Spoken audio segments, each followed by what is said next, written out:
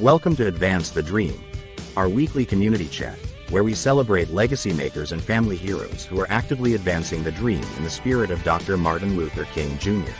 We talk about health, challenges, highlights, and heroes in an intergenerational fashion in hopes that his legacy of hope and equality continue to live on.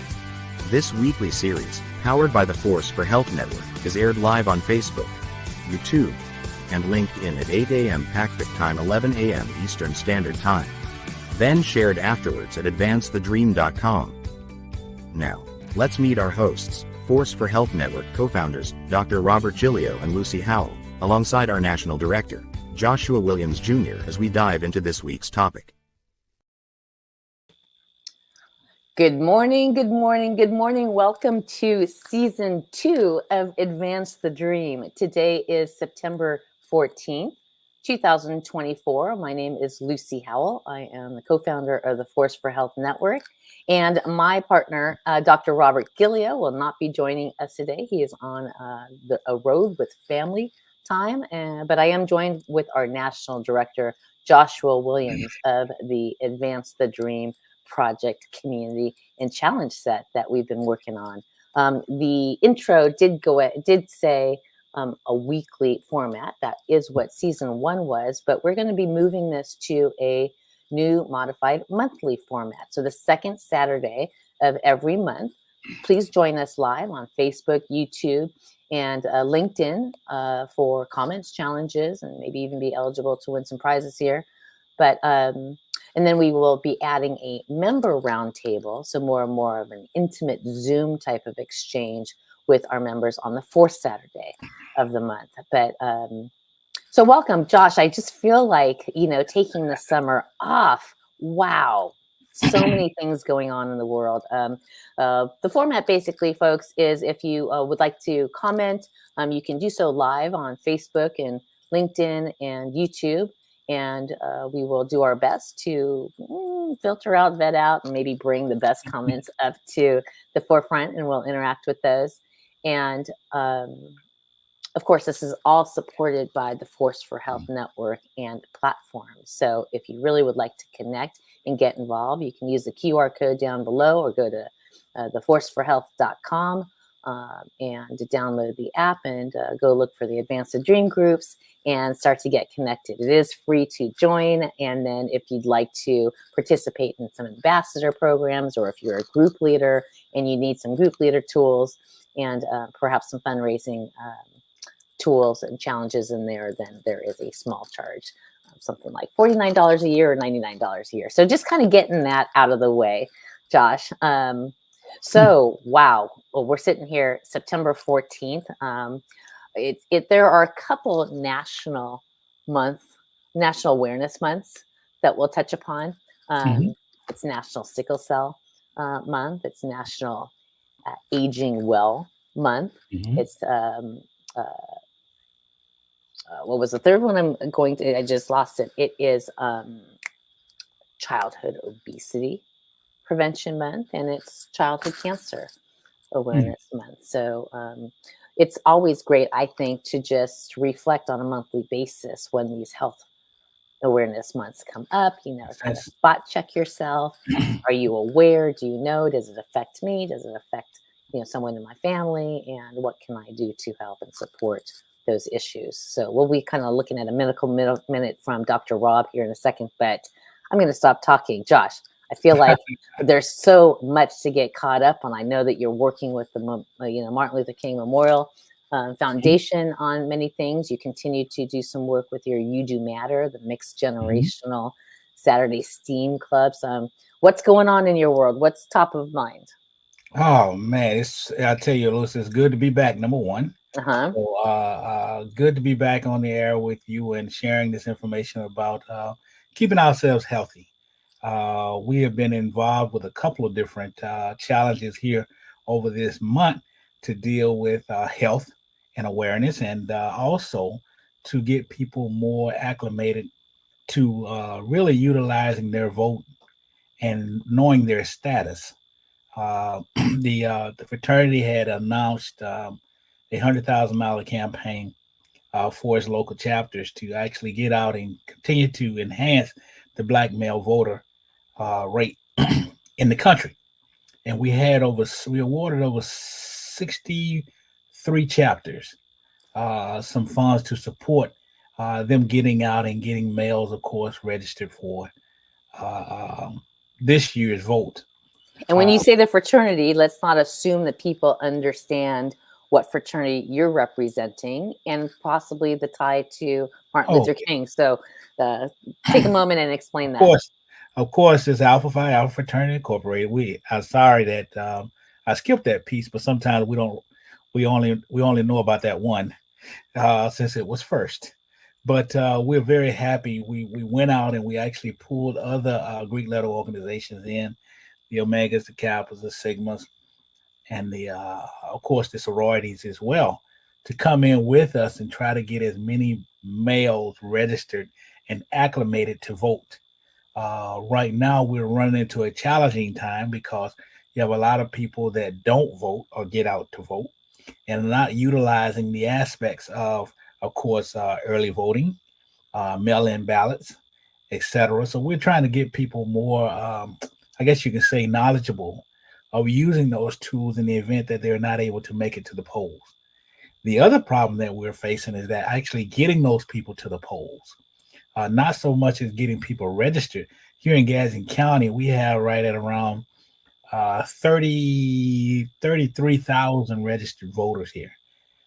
We had a drop-off in people who did not vote right at about 5,000. We were number 4 in the state for top active voters, but now we dropped to number 14. So we're making an all-out blitz to try to actually get those numbers back up to where we were, so we can be better enhanced with, of course, the information necessary to move our county forward. Is that when you're saying those numbers, are you comparing that to last congressional, like 2 year ago vote, or 4 year ago presidential? I'm talking about the last 4 year. Okay, got it. Yes. And so really, so you guys went from prior to 4 years ago, the previous, you were one of the highest engaged. About 8 years ago, yes, we were at number 4. And that is total citizens. You're not looking just at an African American population. No, it's total citizens. Although it mentioned, we should probably mention that Gadsden is up maybe inside of an hour from the capital of Florida, Tallahassee. Right? Actually about 25 minutes. Oh, 25 minutes. So you're really in the MSA.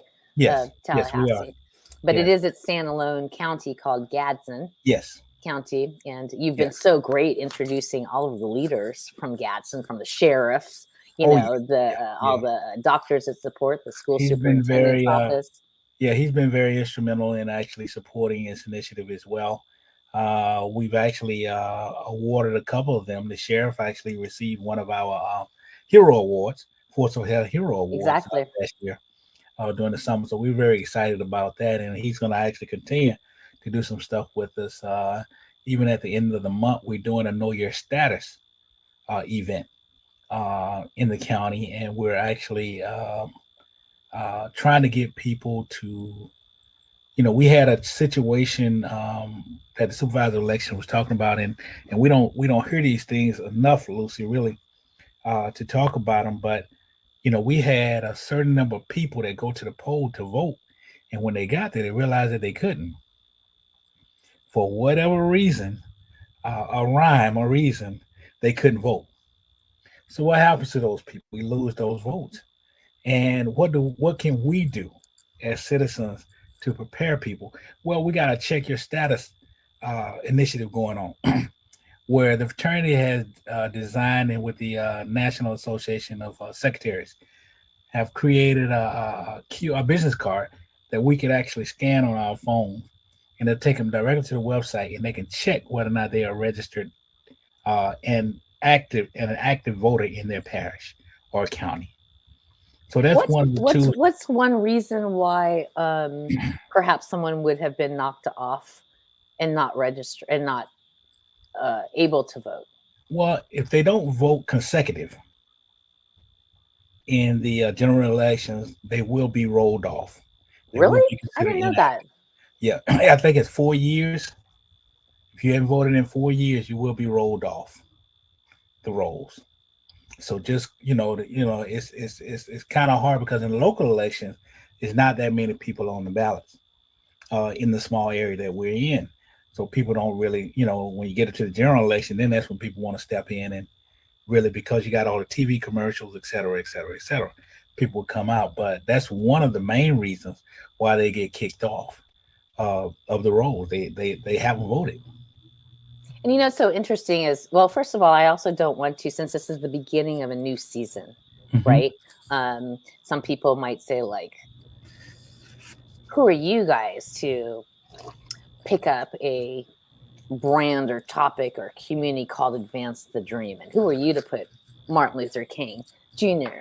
in the backdrop, So talk about, your personal tie to the MLK Memorial Foundation, and then even Dr. King's tie to Alpha, just to kind of reset the foundation of what it is and why we're doing what we're doing. Dr. King is one of the noted Alpha Phi Alpha members, in the history of the fraternity and the world. He actually was a member. He actually went to Morehouse College, and actually for his undergrad, he's from that area of Atlanta, in Georgia. That's actually a place where his birth, and he actually kind of lived and raised his kids there, right there in Atlanta. He has some landmarks that are still there. His house is still there, and listed as a historical monument. The church that he went to, the actual center that has been named there, is all in that same general area there. And we as fraternity, as one of our members, we have always dedicated and supported efforts to keep his dream alive. And what we're doing for the Force for Health is basically just trying to advance that dream that he had. Not just in the social aspect, but also in the health aspect, also in all of the aspects in which Dr. King stood for. And if you ever get a chance to visit his monument in DC, the wall that surrounds him has all of those areas and quotes in which were designed, of course, and which was started by the fraternity in raising funds to build that memorial. So we're very pleased with where we have, it started off a lot different than it ended up. We were not expecting to build a $25 million monument there in Washington, D.C., definitely not on the mall. But through struggles and heartache and really, really keeping his dream alive, we were able to get that place. Like I said, that was one of the hardest things, and we had people on here talking about that who was working very intricately with that. And one was Adrian Wallace, who was the national president at the actual time, leading that monument actually for the place where it's sitting at. That was one of the hardest ones because, it's kind of hard to get placed where he is and you're not a past president. Remember, we're talking about Dr. King, and we're talking about him being set on a monument where presidents sit. Yeah. So we were very pleased at having that opportunity to bring forth the dream that he had as it relates to trying to treat everybody the same. And I think that, the fact that you were mentored as a young man, as a young alpha, by the alumni and the active older alphas to go through that whole process, of, what would it take to put a memorial on the mall. And so I feel humbled. I get goosebumps every time I think about how close to legacy and history I am just with my connection with you, right? And then so I thank you for the opportunity to kind of grow this. I think that you and I both realized in talking to many of the seniors that generation that are still walking around and living life. I mean, if you're 80 or 90 years old, you were involved in this movement, right?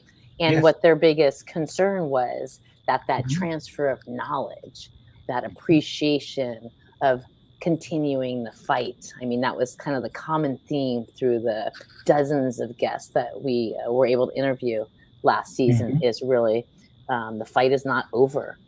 Equality and inequality still exists. And that's why we are doing what we're doing, right? Is to create a platform to continue to talk about some things. Interestingly enough, I was out at the Christina Taylor, so 9/11 obviously was something that our partner, Rob Gillio, was very involved in, but of course it affected the world. And but here in Tucson, Arizona, there is a young 9-year-old girl that was born on this day, Christina Taylor Green. She was born in New York City on 9/11. So every time 9/11 happens, I take it in the morning, I reflect back to the somberness and just the fact that something horrific can happen at any given day. But then at the sunset, I always remind myself that something incredible could happen every single day, and that you typically don't have control over a lot of the things that will happen. So you really do have to live your life with kindness, gratitude. But while I was out there at one of the memorials for her, this big 9-foot, 11-inch steel statue that was actually made out of some of the steel from the buildings that came down. There were 3 kids out there. They were all about her age. There was an 8-year-old, a 10-year-old, and an 11-year-old. And they were more fascinated with me doing a video of myself hula hooping at the memorial than they were maybe asking questions about what the statue was, what the memorial was. And I shared it with them, and I said, I just kind of patted myself on the back, because just that one little act of knowledge transfer to the younger generation, so that they now know that they're not too young to get involved or to get engaged or to be aware of the things around them.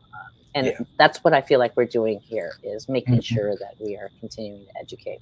I am the wife of an African-American man, and I am the mother of African-American kids. So, again, I care. I'm not just kind of this person on the sides going, what are you doing talking about minority health? I'm Filipino, I'm a woman, I am a minority, but, the African-American space is super important to me. And that's one thing, Lucy, to round all this back to Dr. King. He wasn't concerned with that. Exactly. Color was really not a plateau in his element of what he wanted to have done. He wanted young Black girls and white girls to actually be able to join hand together and grow and love one another. So it was never about a race or a black or white thing, right? No. It was a character, not skin, right? Judged by character and not skin. I've got a guest here in the back, and we will be pulling him on as soon as we get his video ready. But again, having not spoken to you for a while, you're right. We are 53 days away now from, a significant election.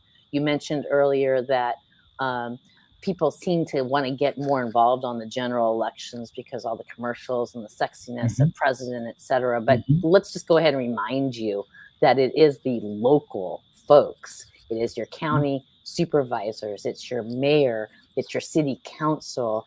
And then, first and foremost, have the blanket over, local community safety and response. So please know, there's my challenge. Here's my Advance the Dream challenge to everybody, is to know your local representatives, right?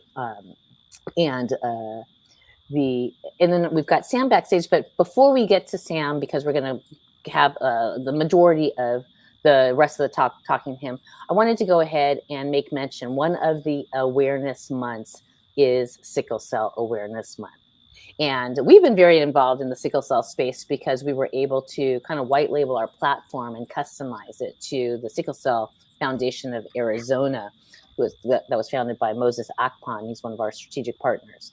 Dr. Rob, he's a retired pulmonologist from Mayo, has been very involved. And he created this little medical moment video. So I'd like to go ahead and play it now. It's about 4 minutes, so I can feel like I've done my part on Sickle Cell Awareness Month. And then we will come back with our special guest, Sam Ross. So let's go ahead and watch this video, and let's see if we can learn something. Sickle cell disease. It's a worldwide problem. Hi, it's Dr. Rob Gillio with a Medical Minute introducing sickle cell disease. It's a worldwide problem, primarily in equatorial or warm climated regions. The areas here in red indicate areas that are of highest prevalence, but if you have a relative or an ancestor who once came from any of those regions, you are at risk. The risk of carrying the trait is relatively small for Caucasians, but for Blacks and Hispanics, it's higher. Approximately 10% of Blacks can have the sickle cell trait. There's 100,000 people in the United States currently carrying the disease. 90% of them are African American or Hispanic Black.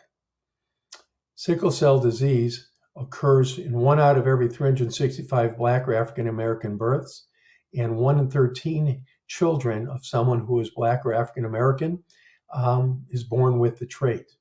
If you have the trait and only one parent has the trait, there's only a 50% chance that your child will have the trait and a 0% chance of having the disease. However, if you and your partner make a baby, you have a 1 in 4 chance of a baby having that disease, a 1 in 4 chance of the baby not being a carrier, not having the trait, and not having the disease, or 1 in 2 chance of the baby being a carrier. What's the issue? This issue is the cells get out of shape. If you have the wrong gene, you make the wrong hemoglobin protein. That protein changes shape with low oxygen. That change of shape changes the shape of the cell, and that change of the cell clogs things up. That clog can cause something called a thrombus, seen here in the lower right, which blocks the normal blood flow seen in the upper right. What does that matter? Why does that matter? When blood flows, it provides oxygen downstream. It goes to every organ in your body. If a branch is blocked, whatever's downstream from that branch will die or suffer or not work well. It's the same as what happens with a heart attack. People that are older that get sickle cell can have the complication of having thick plaque in their blood vessels that make it even worse. So sickle cell can affect the entire body. That's why you should have a specialist with a medical home frame of mind, because you might have complications of the eye, the liver, the lungs, the chest, the kidneys, foot ulcers, or other such issues that are called crises. Have a medical home, has a doctor and a team that can coordinate your care. Key takeaways to know: it's not contagious. Don't stigmatize it. You can't catch it from someone. You can inherit it, is the only way to get it. Screening for inheritance risk and screening for disease is available. Sickle cell disease is not currently curable. It might be in the future, but right now it's only treatable. Dehydration, cold temperatures, and avoidance of colds and flus and pneumonia can help, because these lower your oxygen. Those change the shape of the blood cell. The sickled shape cells clog blood vessels and can cause painful crises and other events that affect parts of the body. If your doctor is not familiar with sickle cell or doesn't look like you, especially, ask them, could these symptoms be from sickle cell? Put the thought of that in their mind. It might affect how they treat you. There's an app for the doctors as well as for you, 360 SCD Hub. It's free. There's an app in community with the QR codes. You can download it if you wish. Get smart about sickle cell. Share this app, share this link, share this video, and become someone who is kind and doesn't stigmatize, but supports those with sickle cell with knowing their knowledge and, if possible, blood donation for any cause, including for sickle cell. Thank you for taking this Medical Minute with Dr. Rob. All righty. So that was our Medical Minute by Dr. Rob. Do you feel like you learned anything on that? Of course, by all means.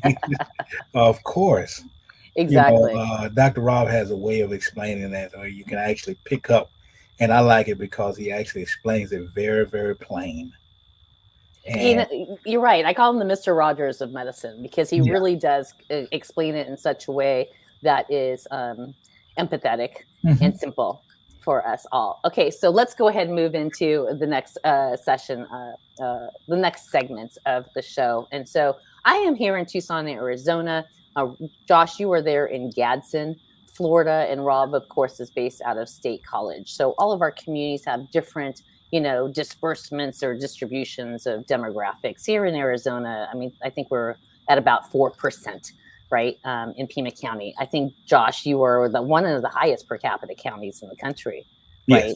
Yes. African American. But so we have a small but mighty African American, community here, and I'm just so excited to know most of them. And I've known Sam Ross for many, many, many years. In fact, he helped write one of the articles in my former magazine, about 15 years ago. And he's just always out and about doing things for the community. He represents the local leadership for the Kappa Alpha Psi's. He founded a foundation called the Arizona Achievers Foundation, working really closely with the historic Dunbar Foundation. And he's also very involved with the National Panhellenic Council, the NPHC of Southern Arizona, who hosts regular events. And in fact, we just did a nice health and wellness first annual expo. So without further ado, I will bring Sam to the stage here. There is your introduction, Sam. And let me get you kind of highlighted so that we can see you better there. Nice. So appreciate that. Welcome to Advance the Dream. I know I kind of just threw you in here last minute. You're probably like, what am I doing? But this is our monthly platform. And of course, we are just creating an opportunity to continue. I saw you come in a little bit late, so I'm just kind of restating some of the purpose of the show. And it's really just to create the platform so that we can continue talking about issues, highlights, heroes that affect, the minority population, brown skin, African American, in the legacy, all in the spirit of continuing the legacy of Dr. Martin Luther King. So welcome to the show. Thank you, Lucy. Tell us, when you hear the term advance the dream, what does that mean to you? Well, for African Americans in this country, we're stepping on the shoulders of Dr. King and others who have given our Sam? Yes. I want to get what you're saying, and the sound is kind of coming in and out. I'm kind of wondering if if you are leaning a phone up, if it's kind of cutting out. Yeah. Let's try that again. And go ahead. So what does advance the dream mean to you? And hopefully we can get the sound good. Yeah, let me know. Yeah, so yeah, that sounds good right there. Yeah, based on Dr. Martin Luther King and others, I feel like we're all standing on their shoulders. They have created opportunities for us that we take for granted. So when I think about it, I mean things as simple as drinking from water fountains, going to bathrooms, integrated bathrooms, integrated water fountains. So it leaves us with the duty of taking the mantle on and continuing what has been started for us. I think we don't realize that we're only like 6+ years removed from that time. And I think sometimes the younger generations take that for granted. Things that they have, they take for granted. Us and our grandparents can remember, right? But we're just, and I think the current climate reminds us every day of we're only removed, not so long ago, right? It almost seemed like there's a reversal in our communities going back to that time with the current climate. So I think it's up to all of us, to continue that dream, to make sure we remind, younger generations as well as older generations who are complacent in the fight, in the struggle, right? We sometimes forget because we're just so complacent, and sometimes we just are unaware of our surroundings and the climate and what's going on around us. So I think we just have to take it personal. I think we have to help one another, each one teach one, but also be very aware of what's going on and try to make sure we do our part, to keep that dream alive, because it can be, as Congress is showing us, it can be taken away from us just like that. And we can be back where we were like 60+ years ago. Yeah, you say, I kind of see 4 generations right now, right? And one of the generations, the baby boomers, are the older generations, the 80-year-olds, even maybe the mid 70s and up. And it seems like, and Josh, correct me if I'm wrong, but my takeaway from them is, yes, many of them realize that there is still a fight to be had, but so many are just tired. They just, they've done their work and they're just ready to transfer that kind of responsibility to, then I would say, what the second generation is. I think us Gen Xers, right? The parents in the community that still have the parents living, and then we've got our teens. And then, I feel like the third generation, and I think that our generation is pretty involved. Most of the folks that we come into counter with are our generation that we're trying to get the teens on. Then I'd say we've got kind of my daughter's generation, kind of 28, 29, 30. And then we've got this kind of Gen Z, my son's age, 18 to 24. And it's just my son's age. Well, and the millennials, quite frankly, that I just feel are the gaps of appreciation and knowledge. Do you see that? How you doing, Sam? Good. Yeah. All right. I think, Lucy, I just had this conversation a few days ago with some students. I think really, and as we look back over our lives, we have been a detriment to a lot of our kids, I think. And one of those reasons, I was talking to my dad about this same thing. I said, sometimes I feel like we are really the reasons behind our kids turning out the way that they turned out. Because I'm looking at what they did, how they worked in the fields, how they primed tobacco, how they picked corn, and all that stuff. My dad was telling me how he used to work the whole week long for $19.52. 6 days a week for $19.52. Now we can't get young people to work an hour for $19.62 without them complaining. But we did from the standpoint, we wanted to make their lives a lot easier than ours have been. And by doing that, I think we kind of curtail them a little bit too much, I think, because now we've taken that hard work atmosphere out of a lot of them and just given them what they needed. When we were coming up, we played outside most of the time. It was either simple games like Foursquare or 50-yard dash or something like that. Now everybody's sitting down in front of the TV, either with a game in their hand or a computer listening to music. There's no more outside activities that they are actually involved in. We didn't have games. We didn't have those things. When we first saw our first Atari, and some of them don't even know what an Atari is, but when we first got our first Atari, I was in high school. I was the Atari queen, by the way. But anyways, asteroids. It's truly different now. So, they're coming out, 2-3 years old, and we got a cell phone in their hand where the babies are strolling now through the cell phone to find certain apps. So, it's I employ, of course, I'm a technology, so I employ the technology. I love the advancement of technology. But sometimes I think it's how we present it and how we let it grow determines how kids actually come out sometimes. And I think we just have to be more hands-on. How do you see the State of the Union? And let's frame this to Southern Arizona, Sam. We're not living in a Cleveland or, kind of a 40% African American, right? But how would you frame the State of the Union here in Southern Arizona in terms of engagement, knowledge, and your excitement or perhaps anxiety about the importance of advancing the dream within the generations? Yeah, so it's very bleak here in Southern Arizona. We really don't have any champions, what I'm saying, for the future, let alone, community leaders. We need to do a better job, what I'm saying, whether it's NAACP, or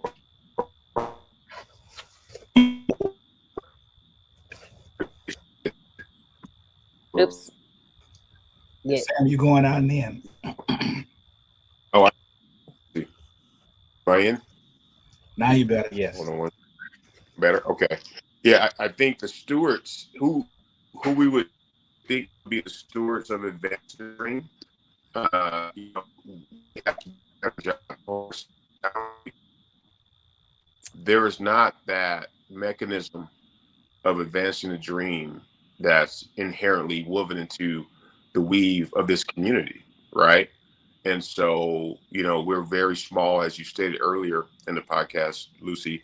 So, you know, the champions who are in this community, we have to do a better job of owning that and trying to advance it.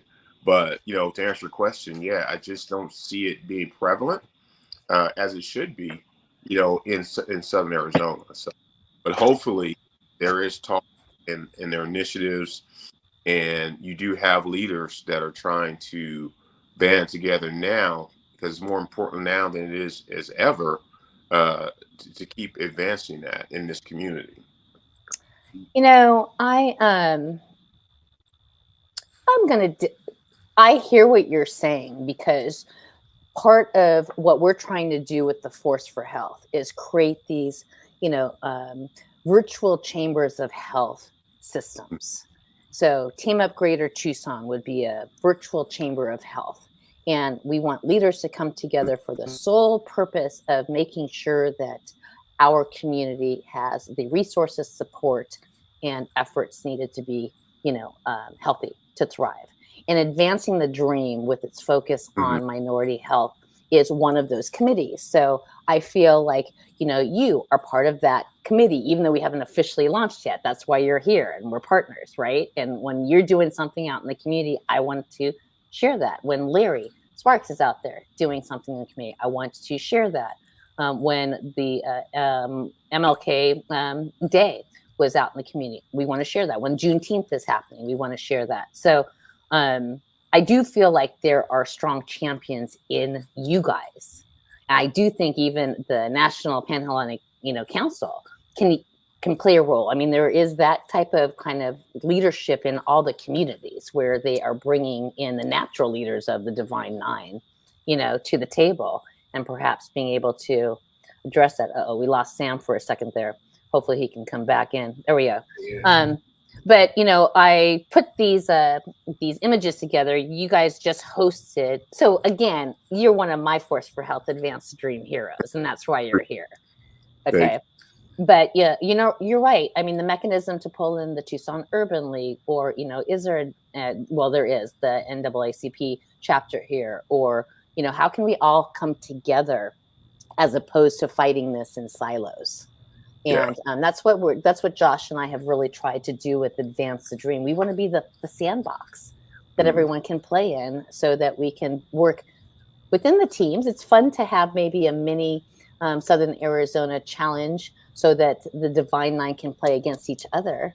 But then it's also fun to have a league where the Team Upgrader Tucson Advance the Dream team will go up against the Healthy Gadsden County Advance the Dream.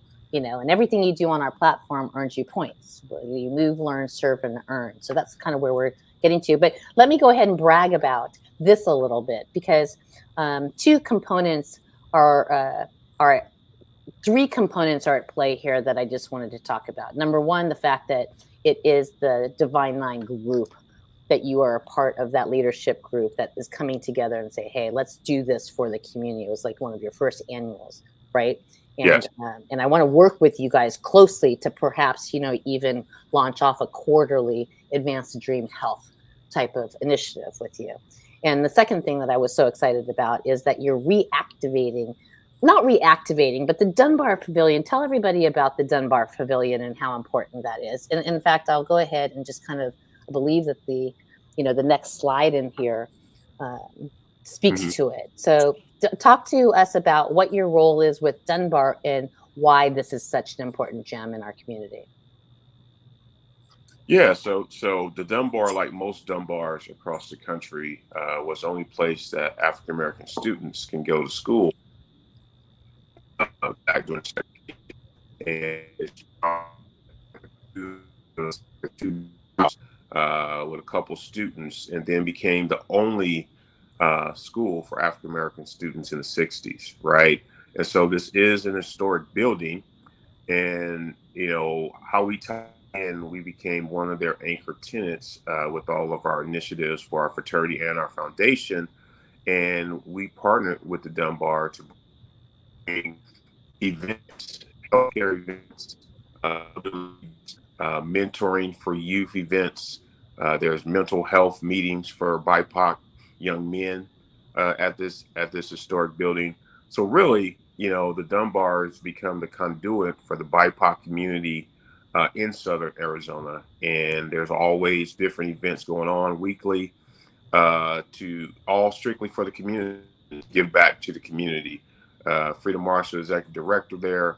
They have a multi-million-dollar lab, technology lab that's open to all of the community, elderly, young, middle age, to come and partake and learn and to get something out of it. So yeah, the Dunbar is great. It is BIPOC central for us, and we're really proud, to be in the bones of such, where the dream started for most African Americans in Southern Arizona.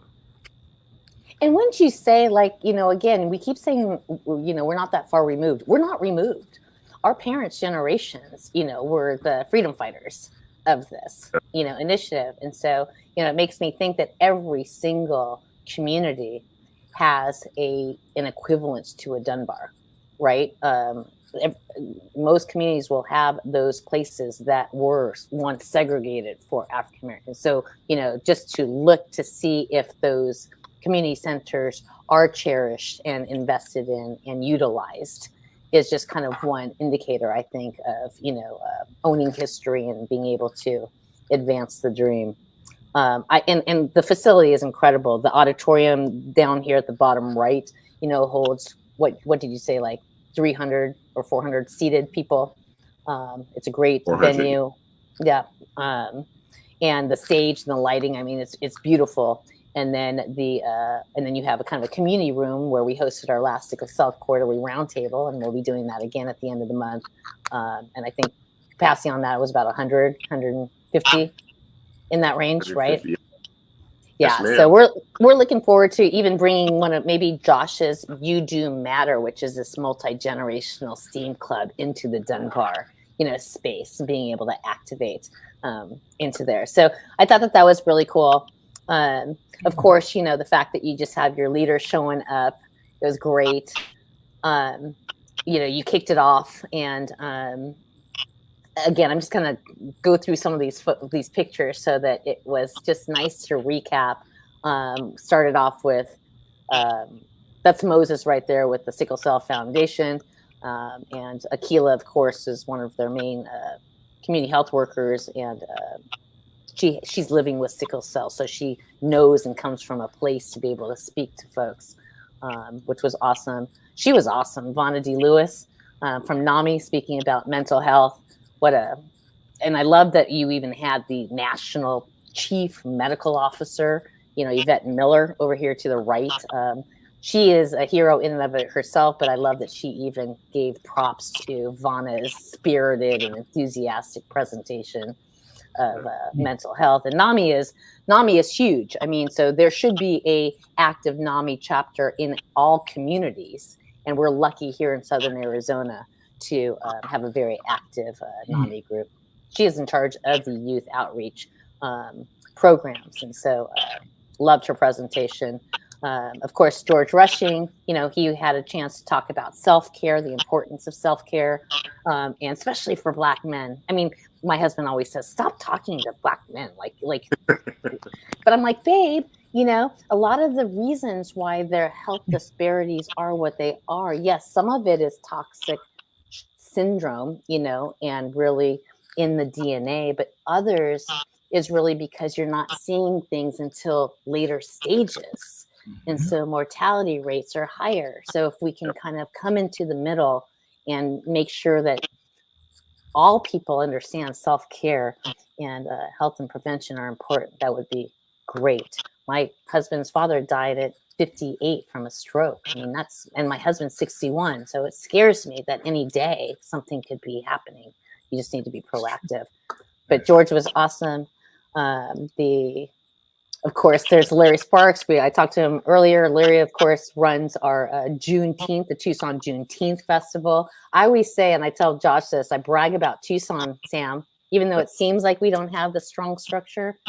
The MLK Memorial Day, MLK's birthday at Reed Park Demeester is a beautiful event. The Juneteenth is an incredible event.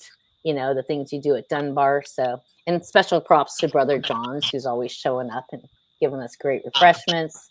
Yes. Again, just kind of leadership, which was great. And, Shakar, am I saying her name right? Is it Shakar Richardson? Shakari, yes. Shakari. So she is the chair of the National Pan-Hellenic Council. Am I saying that correctly? Mm-hmm. Yeah, exactly. Yep. So, props to her for helping bring the community together. We'll have to have her on sometime. And, of course, we're just trying to get people to move your blood in a big hula hoop challenge called, My Cardio Girl. So it was awesome to see Yvette try and play her hand. And then there was a presentation on 8 things that you should know. She was a doctor from Tula Wellness. I forgot her first name. I needed to add that here. But anyways, that kind of rounds out those. And I just wanted to give you props, Sam, for being part of making that happen, because it's only going to get bigger and better every time you do it. Just the notion of bringing together the community partners. You had the U of A Cancer Center, the College of Public Health, the nursing, American Heart Association, everybody was there. Any takeaways or thoughts or what's your feedback? And as you look back and say, like, okay, this is what we would have done better. This is what my favorite takeaway was. Yeah, well, I think, Lucy, we have so many health awareness, healthcare community partners, and they are on board with our initiative. They're on board with the community, learning and saving lives. And, so many times, the reason why we want to make sure we start this healthcare expo is because our people are so not doctor friendly, right? We condition to not healthcare. And so that's just Sam, I'm wondering if Sam, can you pick up your phone and move it again to see if we can lock? Yeah. Okay, there you go. I want to hear like every single word in this. Yeah. So what I was saying that, the reason we started the Healthcare Expo is because the BIPOC community, we're so not trusting of healthcare and doctors, and it stems from being a systemic thing, right? And so going back to Tuskegee Airmen. And so our goal is to make sure the community in Southern Arizona have everything they need. We want to come to them. We want to bring it to them, and we want to save a life. You talked about men. How many Black men even are concerned about colon cancer, prostate cancer, or hypertension? Hypertension is one of our biggest focuses, right? And that leads to a lot of different issues like the stroke you talked about, right? And so, it's just it's a way of creating change. And so this is just one of the strategic goals that we have as a foundation, and partner with our MPHC to make sure we can bring everybody and make it all inclusive. And so another goal we have is to take it on the streets as well. So we do have a healthcare RV that we'll be taking out in October, and we'll be hitting all the BIPOC communities from dental awareness to hypertension awareness. We partnered with the Diabetes Association. We partnered with NAMI. So we're going to have all of this healthcare expo on wheels and go into these BIPOC communities. And we're going to have a day where we park this mobile RV and do the same thing, because everybody can't come to the Dunbar for a health expo, right? So, strategically, we're trying to just reach our people and let them know and make them aware, and hopefully we can, save lives. I think at the end of the day, the overall goal is to save a life or prolong a life, right? And I think our people's quality of life hasn't been where it could be, if they just had confidence and faith, in the healthcare that's out there to help them, right? And so I think overall, but to answer your question, I think the takeaways from the Health Expo was very positive. All the partners were very, very gracious. The speakers, as you mentioned, were phenomenal. Even the NAMI speaker who focuses on teen suicide and different things like that, we have her scheduled slated to come and talk to our Kappa League, where we mentor like over 25 young men to get them to, etiquette training and different things like that, college bound. But she's going to come and talk to them because suicide starts younger and younger, right? So yeah, so the expo, we're very happy to partner with you, Lucy, and how we can make it bigger and better.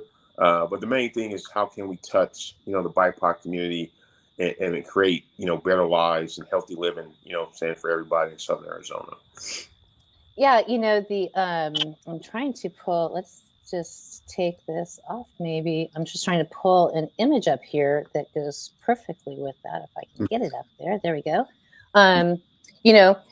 You being on our executive council, we are gifting, the Dunbar, the Arizona Achievers Foundation, with a reality health game slot. So we are gifting you guys a $2,500 package to that covers Awesome.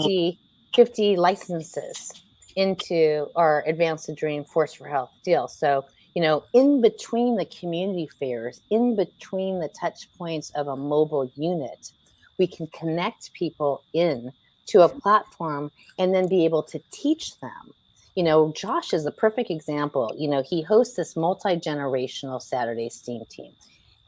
We've been piloting with him for the last 4 semesters. And so there's always a cohort of doing something, whether it's doing a legacy book or whether it's doing technology and me. And you've got 80-year-old grandmas in there. You've got, 10-year-old 6th graders in there, and you've got collegiates in there. And it's a beautiful thing to come together as a multi-generational group, help the seniors connect, because once they're connected, they flourish, and we need to make sure that the older generation understands that they are at a disadvantage if they're not connected digitally. They will fall behind when their doctors move to telehealth, or there's just a lot of things that are not going to be taken advantage of if they're not digitally connected. So, for example, Josh had an auntie, Queen Williams, and I won't say her age, but she's north of 70 somewhere, right?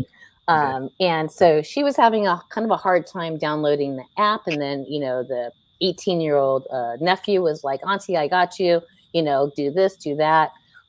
Josh actually hosted in a brick and mortar location this Saturday. So that's where the seniors came, and then other people just joined virtually. But once she was connected, she got her daily walk-in, and she, led the leaderboard with our 54-mile Selma March.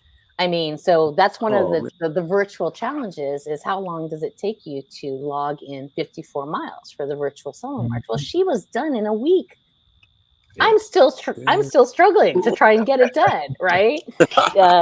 So these are the things, and again, it originated back. Manny Garcia, one of the alphas here, and you probably know him. I met him 3 years ago at the Memorial Day event, and they were doing a step challenge from Tucson to Ithaca, New York, the founding place, and they were just doing an Excel spreadsheet because he was trying to get a way to get the guys up off the couch and move. And so that's what we build these things for. If you want to track your blood pressure, if you want to track, 5 days in a row walking, you now have the tools to do so. So I'm excited to train, you and your leadership group to turn into mini coaches. And then, this actually turns into a fundraiser for you guys. because you'll be able to keep 50% of the proceeds of a $49 ticket or a $99 ticket. So these are the things that we are coming up with, and we'll be celebrating and participating with in the Advance the Dream Reality Health Games. So thank you so much. That's awesome. Hey Sam, I would like a copy of that flyer that you guys use. I think Gadsden would be an excellent place to do a first inaugural health expo. Health and Wellness Expo. Oh, yes. no. Yeah, that would be excellent. So anyways, it is coming to the close of the hour. I mean, part of me says I should go just start a 24-hour, radio talk show, because I feel like I can talk about these topics forever with my cool friends and, network folks like you guys. But, final thoughts about leaning into the fall right now. We've got elections, we've got, final thoughts on advancing the dream. Sam, I'll start with you. Well, Lucy, we had a recap meeting this week, and then we met with a strategic partner yesterday. So now, our goal is focused for the month of October. We're going to focus on first aid and CPR.